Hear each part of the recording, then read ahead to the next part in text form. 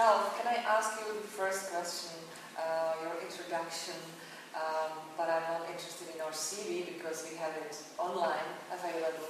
I would like to ask you, what is your personal interest or what motivated you to start this information literacy in your courses? That's a question that I have asked myself, and at least two parts of the answer are, first of all, I don't understand why, but I love libraries. And I have spent many, many hours engaged in just enjoying the environment of the library, the books, the materials, the atmosphere. So one part of my explanation is that I just have always had a sense that a library is a place I feel very, very much at home in. But the other part of the answer is that my profession is adult education.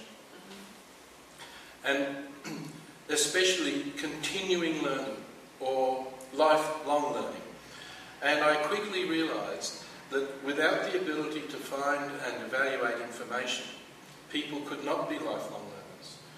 And as that's my focus of my research on how people practice lifelong learning and how people access it or do not access it, I realised that people without information literacy skills could not be lifelong learners. It was one of the important basic skills that they needed to be lifelong learners. And so then, as an academic researching adult learning, I started to research information literacy as part of their core skills. Great.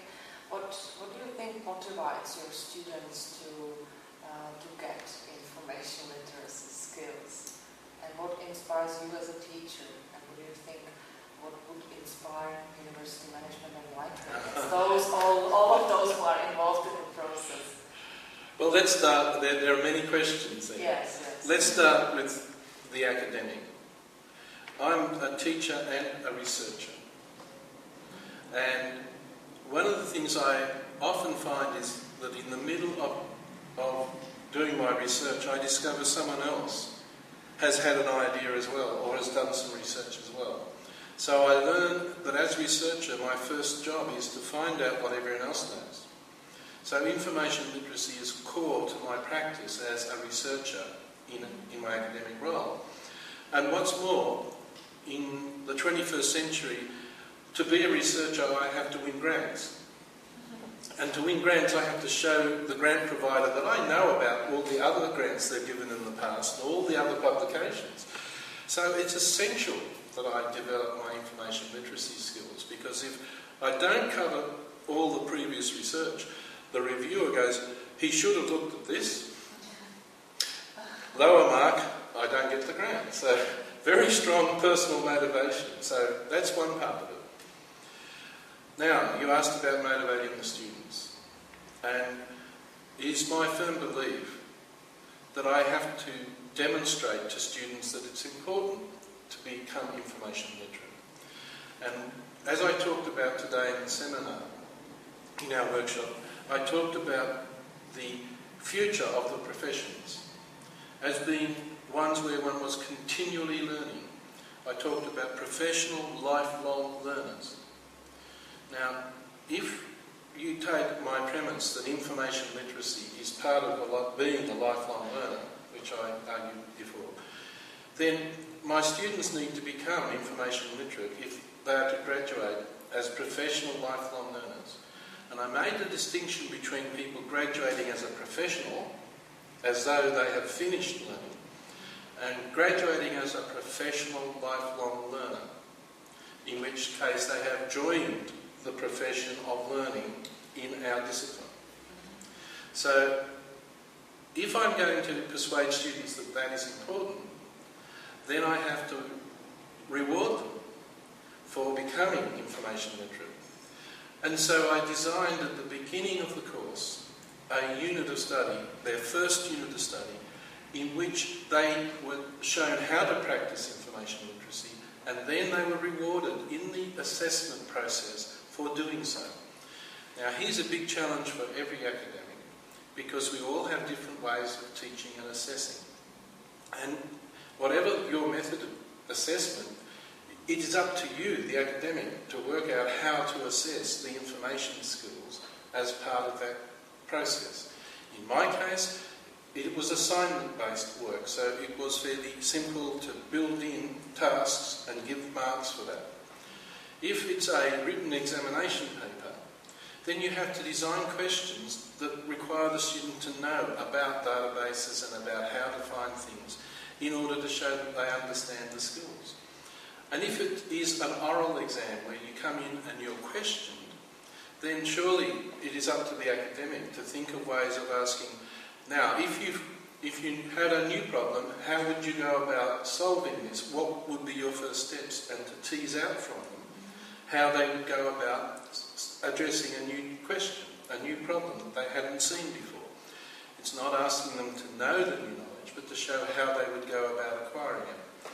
And that requires a change in thinking from, do they know what I taught, to do they know how to learn? And my argument today was that in the information society, we are preparing people to be information literate, information skilled, and we must therefore assess for that purpose. Is it possible to go beyond the teaching and the school? Because we were talking about lifelong something, lifelong learning, and it seems to me that information literacy is for lifelong existence, like that it helps people to be better at the labor market, to find a job, whatever. Is it possible to somehow measure it, or does this assessment goes into this area? Can you say that your students are better at the labor market? That's a very good question. And evaluation is important if we are going to convince people that we need to build this in. Now, you first of all have to evaluate the process. Is the course working? Do the students do what you ask, or do they copy from someone else? So is the process happening? That's the first level.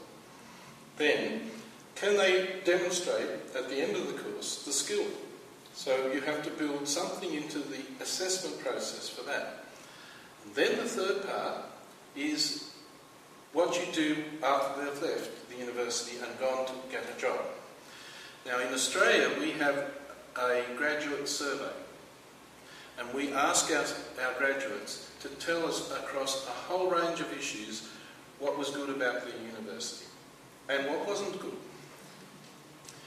Now I have not seen the results that deal with information literacy, so I cannot say what evidence we have.